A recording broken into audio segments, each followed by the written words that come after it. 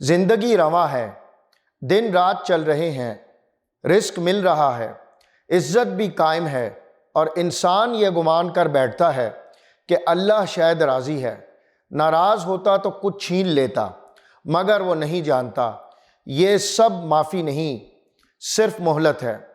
کبھی مہلت کو بخشش نہ سمجھا جائے، کیونکہ اللہ جب پکڑتا ہے تو پھر چھٹکارے کی کوئی صورت باقی نہیں رہتی۔